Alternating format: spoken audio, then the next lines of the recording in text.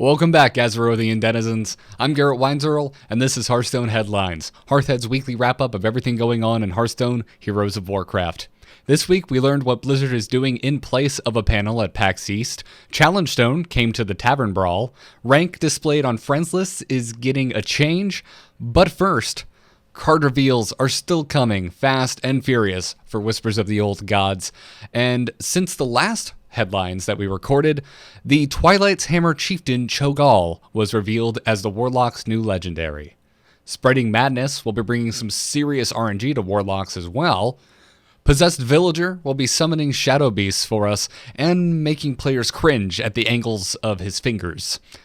Wisps of the Old Gods will ensure that Druids can still cover their board in Wisps, even with Dark Whispers leaving standard format.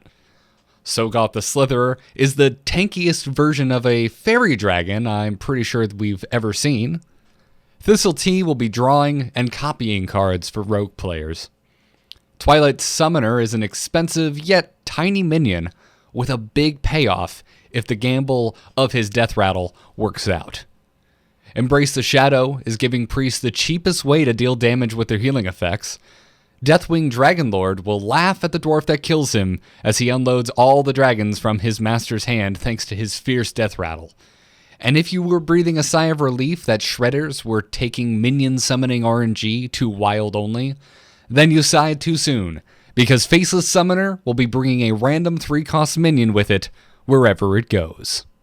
Hearthstone's community manager Keegan B posted on the official forums this week, informing us that when Old Gods comes, a player's highest rank in either Standard or Wild will be what is displayed on their friends list. When Old Gods was first announced, Blizzard stated that only your Standard rank would be what would be displayed on your friends list publicly. Keegan B explained the decision further by saying that they, quote, hope this change will encourage our players to proudly display the in-game accomplishments they have achieved, whether they are traversing Wild or diving into Standard. I'm personally very happy about this change. I would like both Standard and Wild to be treated equally in terms of the importance that players feel they're having by progressing in those separate ladders. With PAX East just around the corner, it seems strange that Team 5 will not be having a panel at the convention. Hearthstone was originally announced at PAX East, as well as some of the subsequent adventures and expansions. Instead, Blizzard will be hosting its own live stream on April 21st, the day just before PAX starts. This stream will be taking place at 10 a.m. Pacific Time and will be hosted by Ben Brode and Frodan as they play games with new cards from Whispers of the Old Gods. So get ready for #Brodan. It's time to start yet another bar fight. Tavern Brawl returns this week with the Great Stone of Challenge. This brawl has the same rules as the first ever Challenge Stone, a very popular fan-run tournament. The rules are that all spells included in a deck must have an even mana cost, and all minions must have an odd attack value. If you're looking for some inspiration or have no shame whatsoever in net decking, I know I don't, then check out Hearthhead's Brawl post for this week, which includes many of the decks used by pro players in the Challenge Stone tournament. Seemingly out of the blue, Hearthstone got a new hero today. It is yet another mage, and it is the famous mage, Khadgar. This is a promotion through Apple, so it is only available on iOS, meaning you're going to have to purchase a new hero either through your iPhone or through your iPad. However, once Khadgar is purchased, he is available across all platforms. Because of the promotion with Apple, 100% of the proceeds go to benefit the World Wildlife Fund. Due to the fact that I am so excited for the new Shaman cards coming in Old Gods, my latest piece here on Hearthhead is all about what used to be my favorite class in the game, and what is looking like might be my favorite class yet again.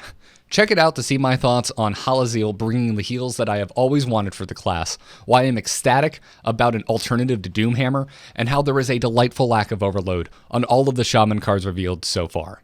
Blizzard fans are some of the most creative out there, and Charsu Peace is continuing that legacy with a series of animated pixel art GIFs that are too awesome for words. So let's just take a look at them for a moment.